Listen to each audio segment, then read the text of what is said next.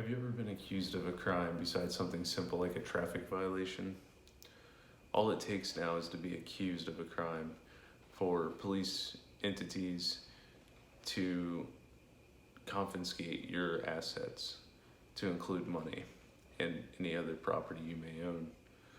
Civil asset forfeiture is a legal mechanism used to confiscate assets that is accused of a crime before the accused is found guilty. The capability varies from state to state, but it is used to separate citizens accused of a crime from their assets.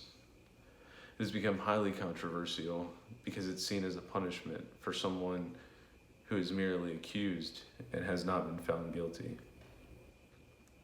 In the past, civil asset forfeiture was used to confiscate contraband and ships that were bringing illicit items to the U.S. coast from overseas. The U.S. used this because a lot of times the owners of the ships and the contraband were not physically on the ship when they investigated. Therefore, this is the only way to stop the crimes that were being committed. And that was pretty much how it was used until 1970, when Congress passed the Drug Abuse Prevention and Control Act. This bill was used to confiscate the means of manufacture of illegal substances and ways of transport. It was then expanded in 1978 to include money and items made off of illegal substances. Congress passed the Comprehensive Crime Control Act of 1984, which took it a step further. This expanded civil asset forfeiture to all real property, which means that anything owned by someone that is working in the drug trade can be confiscated. Additionally, it added that police organizations were able to keep what they seized instead of putting it in the general fund. Now, the general fund is something that is used by all organizations. It's a shared pool of assets that have been seized that any police force can use. So instead of putting it in this general fund, they keep it in-house in their organization. Supporters of civil asset forfeiture are generally law enforcement officers. Their first argument for civil asset forfeiture is that it hits criminals where it hurts the most. Taking money and property puts a stop to crime immediately. Resources used in crimes are removed from that organization and may slow the distribution of whatever crime they are committing. Another point is that it can restrain a criminal from fleeing. If you take away their means of transportation, it makes it harder to flee, whether that be a boat, a car, or even an airplane. Additionally, if you take their money, then it is harder for them to flee justice because it is very expensive to do so.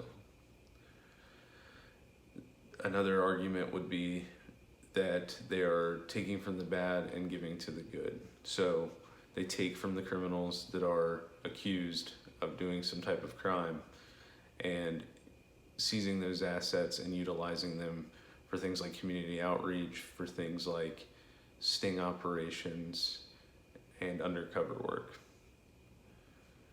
It is also a way for them to fund themselves, for police organizations to fund themselves. And then the final point is that it streamlines the process of stopping crime. So you need no warrant to seize assets. There is no explanation that needs to be given. If the organization feels as if that is contributing in some way to a criminal organization, then they are able to seize those assets. It cuts through the bureaucracy of the judicial system. Obviously, this is very conflicting the police tend to abuse these civil asset forfeiture laws, according to critics. As I mentioned before, the 1984 crime bill allowed agencies to keep assets and other gains from their forfeitures. That provides a direct incentive for organizations to abuse these laws. Another issue is that it tends to violate due process. As I mentioned before, assets can be taken without even a judicial hearing, so we're relying on officers to make the right decision. There is no burden of proof needed in order to take people's property.